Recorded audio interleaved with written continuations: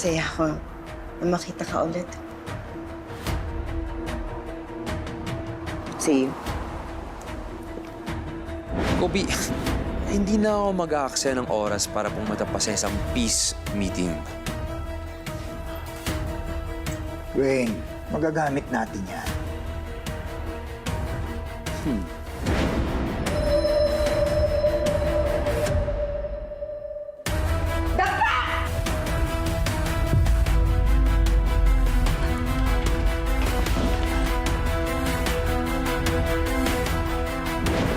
Uy, maganda ka ba? Brother, kumusta? Anong ginagawa mo rito? Hindi tayo pwedeng magtiwala. Baka gamitin ng mga Kastilyo ang pagkakataon na to. Kailangan ko kayong protektahan. Sorry to bother you all, pero nahanap na kayo ni Father Austin sa simbahan. Magsisend na lang kami ng proxy and he'll do the talking for us. Nasaksihan ko at ng mga kababayan natin ang nangyaring engkwentro sa pagitan ninyo at ng mga Kastilyo nung isang araw sa sementeryo.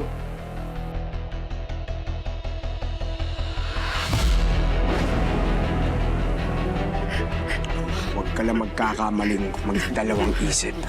Kundi baka wala ka ng pamilya mauwihan. Intindihan mo? Kung galit pa rin siya, sabi mo sa kanya, babawi kami.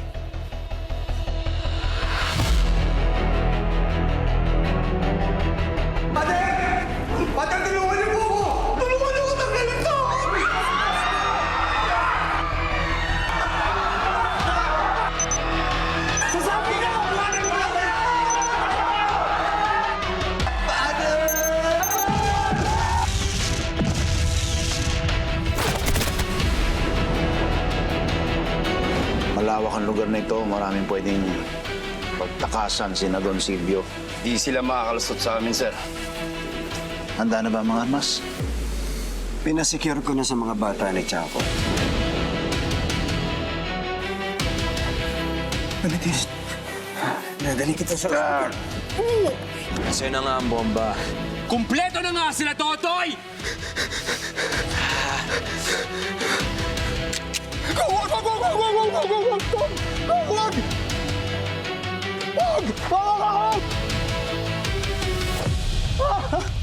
Bigyan mo isang magandang dahilan kung bakit hindi ko ikalat ang utak mo sa sahig ngayon! Sige! Sa kanya kong... Ngayon magsalita ka! Ang dami mo sinasabi, di ba? Magsalita ka ngayon! Tulungan mo ako! Hindi mo... Wayne! Ano?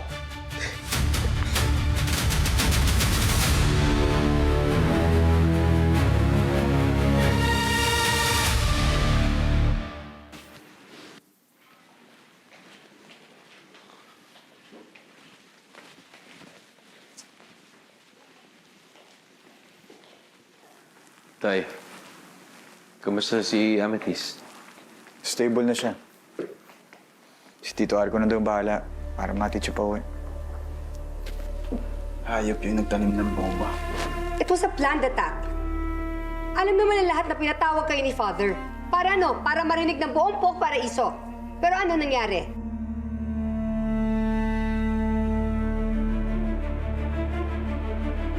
Lahat tayong tinatarget. Nagpunta yung mga innocent tao dun sa simbahan para pakinggan ang sasabihin ni Totoy. Pero trahedya sinapit nila. Kung hindi dahil kay Amethyst, abo na tayong lahat. Niligtas niya ang buhay ko.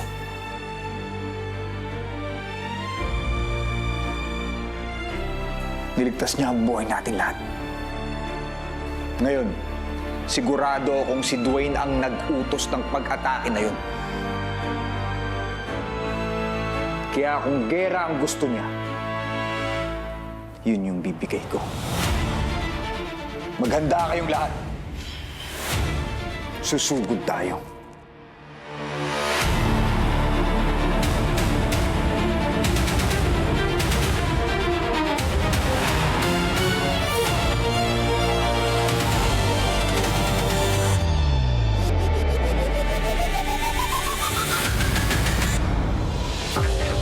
Sa puso ang pagkaman.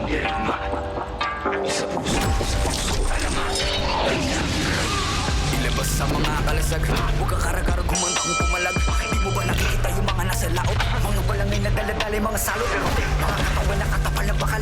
Wala tayong labang kukawal sa kawal. Pero pag sama-sama natin palibutan, ewan ko na lang kung hindi sila kilabutan. Patalas yung mga panatalaraw. Sumigaw magkalupay ko ka daw. Ang mga mapagsa o magiging naso. Pag kanilang baliting balutin ang palaso. Wala kong mamanday, masalundan. Maghintay ka lang ng mga gimbal.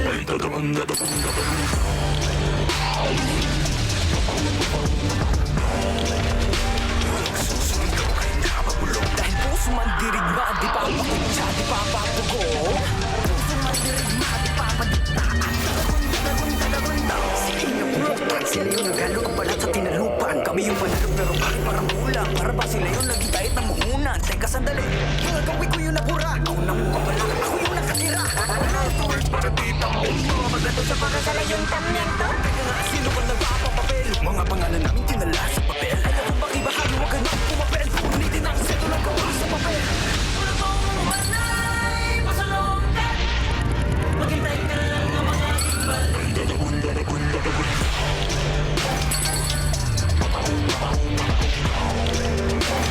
Susuligaw kahit napabulo. Dahil puso man dirigma, di pa pakutsa, di pa papugo. Puso man dirigma, di pa pakutsa. Dami mga buhay na wala sa pagkapit. Mga bayan hindi mahilig ang mga lapit. Pero may dalawang lupit ang nakapuko na miti.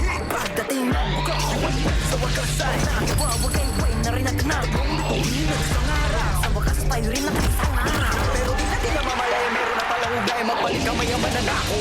Ngayon di mo pa nakikita yung mga naslaot. Bago magpunta na pala yung mga salo.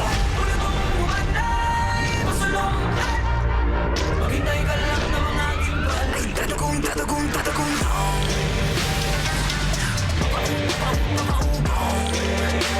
Nagsusumigaw ay nakapulo. Dahil puso man dirigma, di pa pakutsa, di pa papugong. Puso man dirigma, di pa palikta. At tatagong.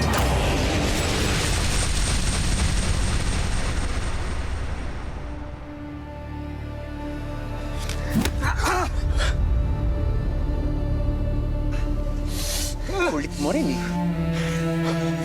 Tumigil ka na! Ano, Kobe? Tandaan mo, kagaya ni Alex, isa ka lang rin tauhan ko. Magsasalita ka lang kapag kinuusap kita. Tama na! Yung ba nakita wala nang kalaban-laban to? Alam ko nagtatrabaho lang ako sa'yo, pero hindi na tama to eh. Hindi na ako pwedeng manahimik lang. Ano ba nangyari sa'yo, ha? Hindi na ikaw yung Dwayne na nakilala ko. Eh baka, Kobe, hindi mo talaga ako kilala. Naisip mo ba yun?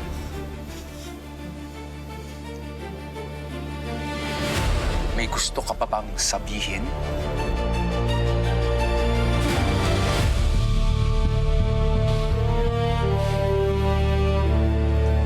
Kailangan natin buwagin to. Kailangan nating pilayin ang mga Kastilyo dahil dito sila kumukuha ng pondo para maghasik ng lagim. Kailangan pagbayaran nila ang kanilang mga kasalanan.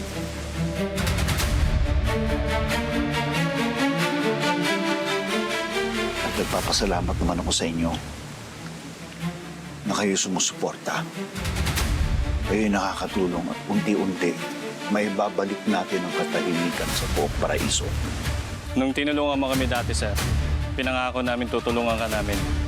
Kapag ikaw naman ang kailangan, sir, utang namin ang buhay namin sa'yo. Lagi kaming nasa likod mo, Nico. At wala nang atrasan ito.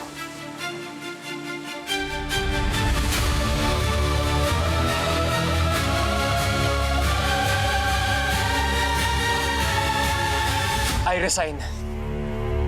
Effective immediately. Great. Sige! Sige, magsama-sama kayo mga inutil!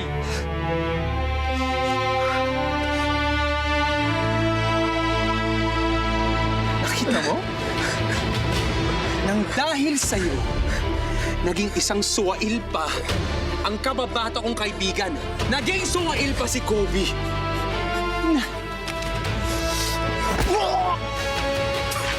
Hindi ko na alam, Alex. Ano po ang gagawin ko sa'yo, ha?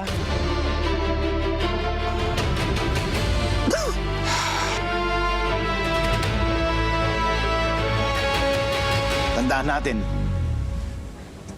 isa lang ang pagkakataon natin. Isa lang. Tandaan lang natin. Malalakas ang mga Kastilyo. Marami silang mga armas, high-powered, at marami silang mga kaalyadong matataas na tao. Kaya't kailangan i-execute natin ng mabuti ang ating plano. Yes, sir!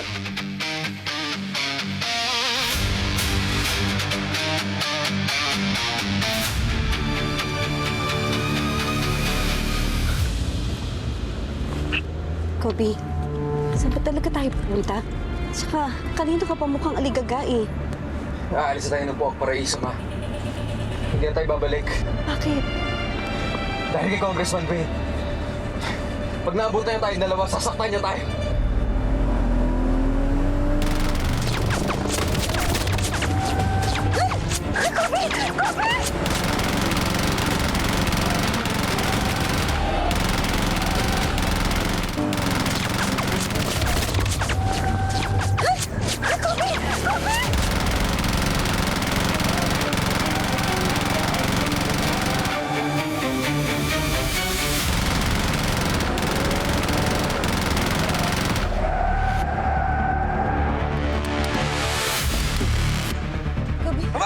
Kobe, ano yan?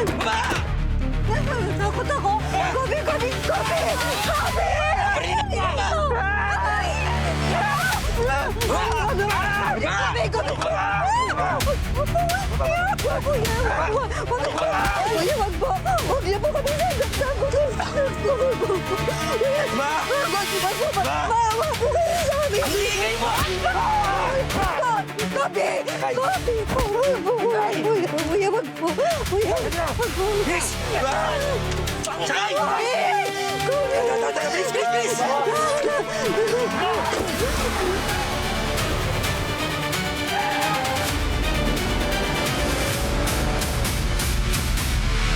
What the hell were you thinking? Bakit nilagay mo sa alanganin ang buhay mo para dun sa totoy na yon? I almost lost you.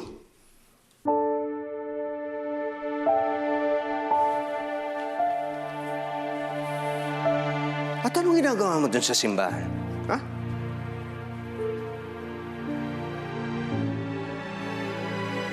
Nandun ako dahil sa'yo.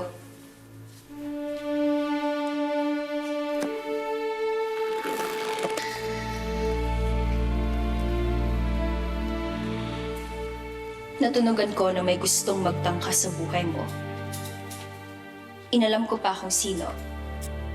Pero sa tingin ko mga tauhan ni Mr. Lau. Besides, hindi ko naman inaasahan na may ibang darating doon at magtatangkas sa buhay ninyong lahat.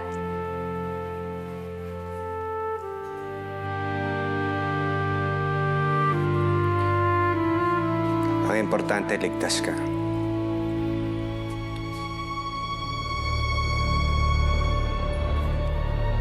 Sa ngayon, magpalakas ka muna. Siguradong gagantihan si Totoy sa mga Kastilyo. At kailangan handa tayo doon. War is coming.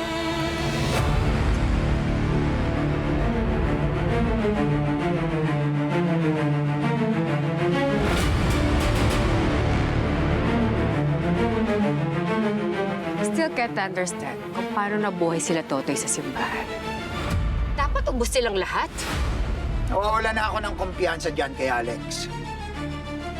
Napapakinabangan natin siya kung nasa posisyon pa siya. Pero ngayong sinibak na siya, wala na siyang silbi. Mas matiniw pa yung mga tauhan natin. Papa, maybe it's time we get rid of him. Para bawas pabigat. Huwag muna. Mapapakinabangan pa natin siya. Pwede pa natin siyang panangga sa mga bala ni Totoy kapag sumugod sila.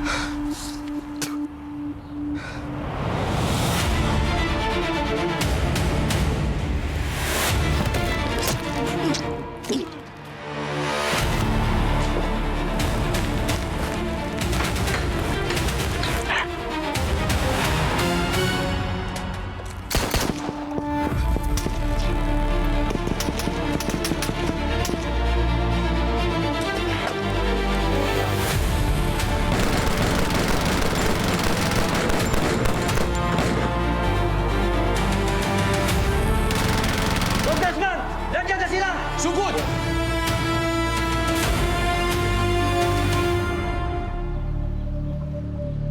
Don Silvio! Mr. Lau! Pabuti at dumating ka. Basta sa negosyo, asahan mong dadating ako. Lalo na kung sa expansion ng business ko.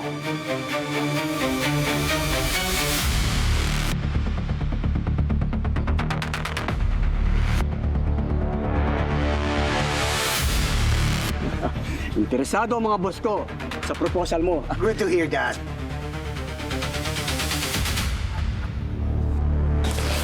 Taas sa mga kamay! Wala magalaw!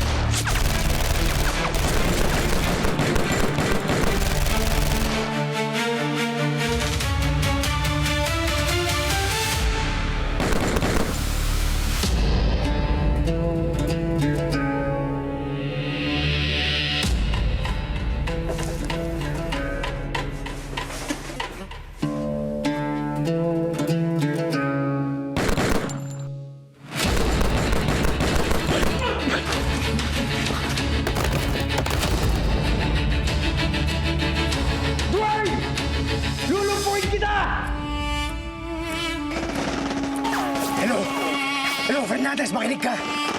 Sumugod sila Totoy dito sa Castillo Mansion. Tulungan nyo kami! Hello! Puntahan nyo kami dito, magdala ka ng mga tropa! Bilis!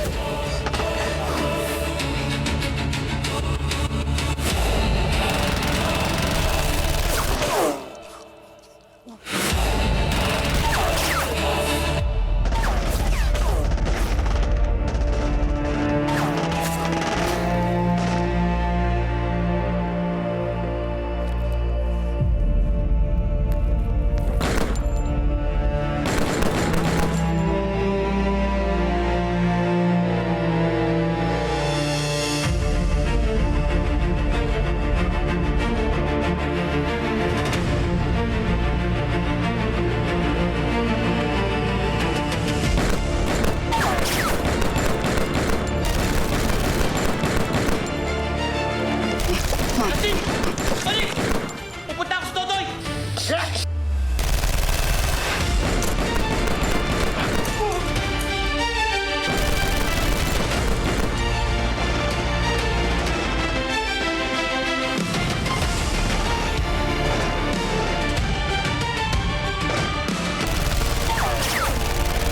May mga pulis!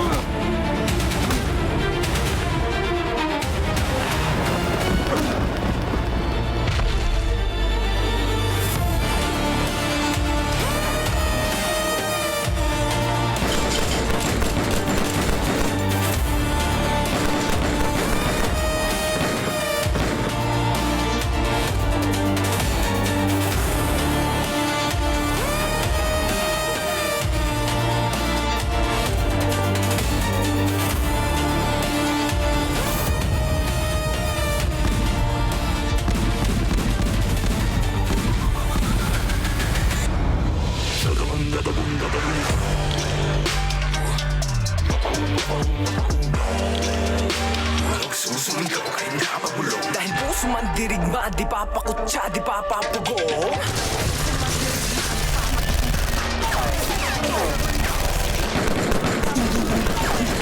Para kami yung panalo, pero bakit parang kulang? Para ba sila yung lagi tayo talunan? Teka sandali.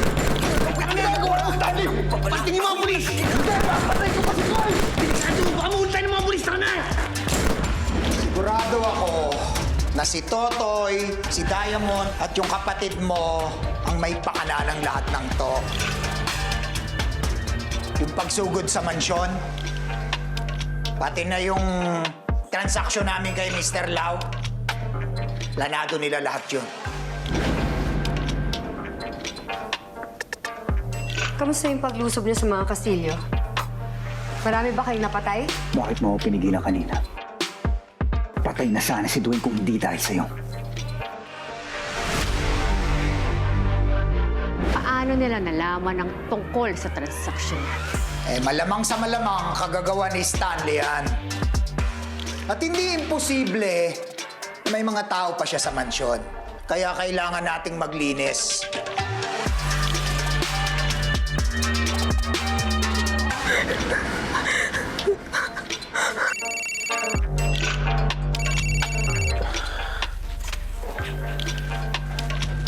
Hello? Hello, Medjet.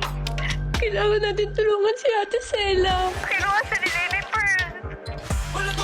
Kailangan na natin maghanda. Sa pagkakakilala ko kay Totoy, hindi malabong pinaplano na niya ang susunod din ang pagsugod. Tapos anong plano mo kapag tinuloy ni Toto yung pagsugod niya dito? Anong gusto mong gawin? Para matigil ang digmaang ito, kailangan pigilan ko na si Totoy.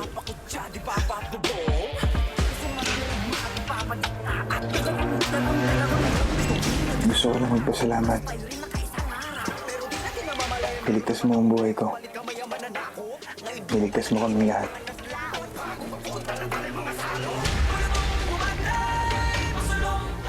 Sa totoo lang, nagawa ko lang naman yan dahil nandun ka. Handa akong gawin ang lahat para sa'yo, kahit buhay ko pa ang kapalit.